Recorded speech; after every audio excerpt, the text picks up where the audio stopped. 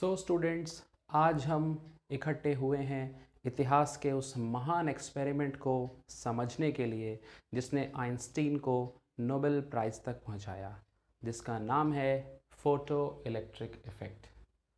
Photo electric effect आज से करीब 100 या 110 वर्ष पहले किया गया था, जिसमें अल्बर्ट आइंस्टीन ने ये चेक करना चाहा था कि मैक्स प्लैंक ने जो लाइट के बारे में सिद्धांत यानी थ्योरी दिया है, यानी कि फोटोन के बारे में जो कहा है, वो बात सही है या नहीं।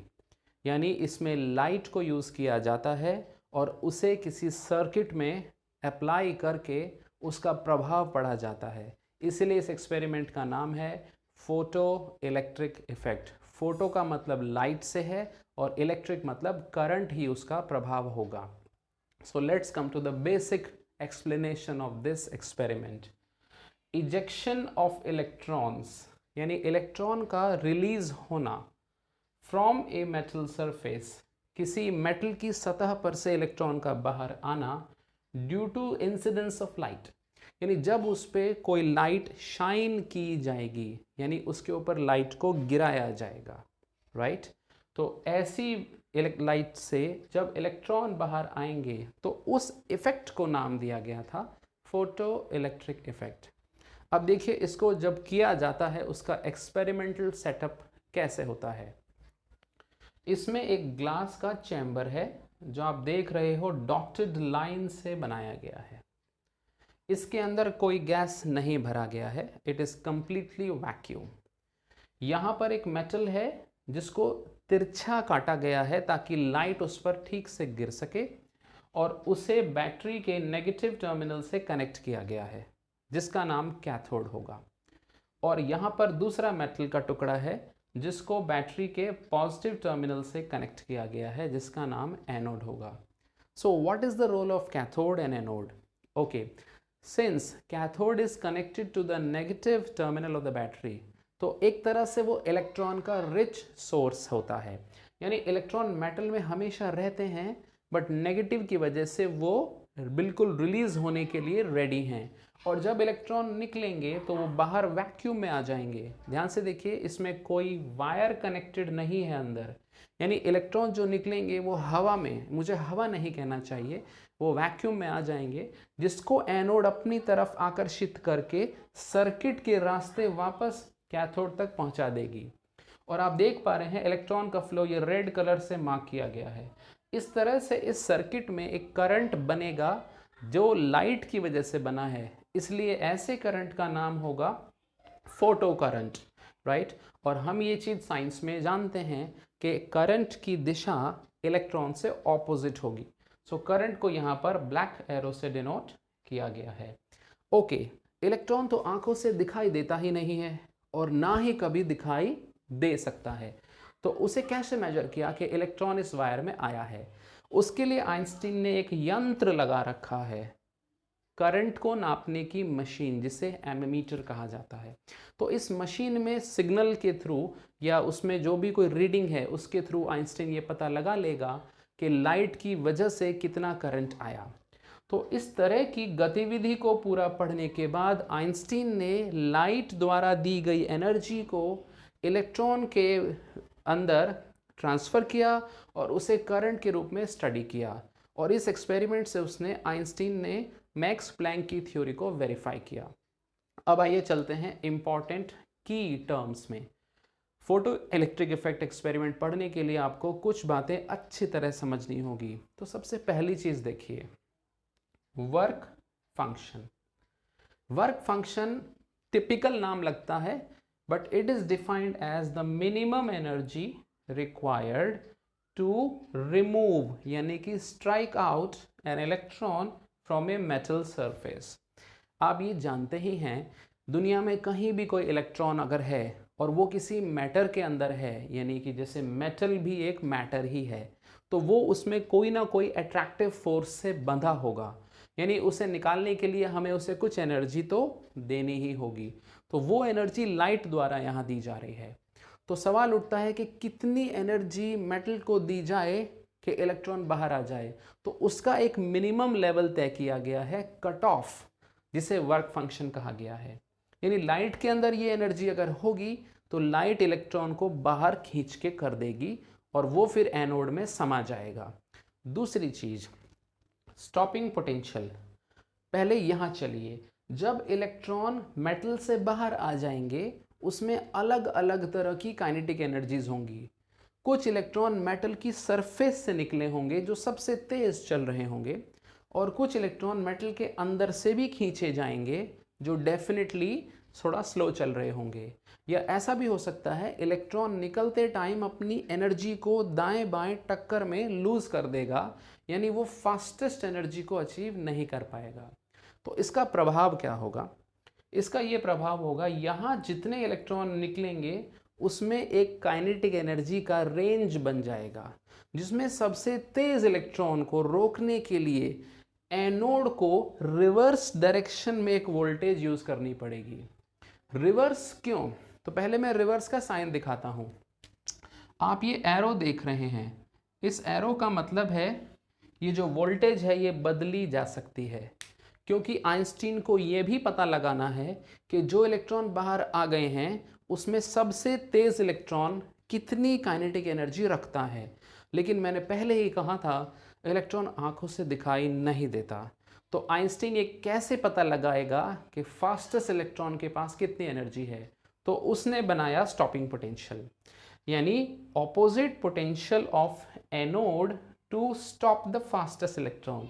यानी जब सबसे तेज इलेक्ट्रॉन को रोक दिया जाएगा, यानी सारे इलेक्ट्रॉन ही रुक जाएंगे, तो करंट कितना हो जाएगा?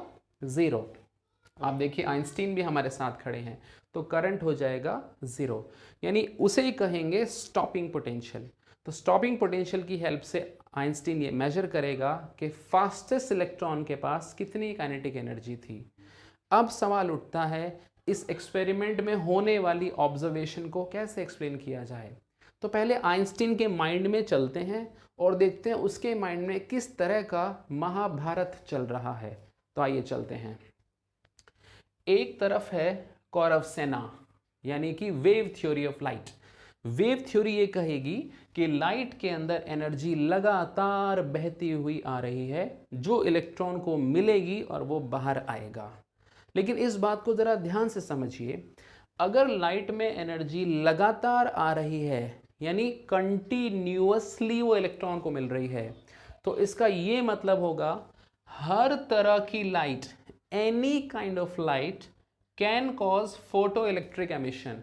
यानी कैसी भी लाइट हो, हरी लाइट, पीली लाइट, नीली लाइट, लाल लाइट, इंफ्रारेड लाइट, माइक्रोवेव या गामा रेज, किसी भी तरह की लाइट हो, वो इलेक्ट्रॉन को अवश्य निकालेगी। लेकिन इलेक्ट्रॉन निकालने में थोड़ा विलंब यानी डिले हो जाएगा।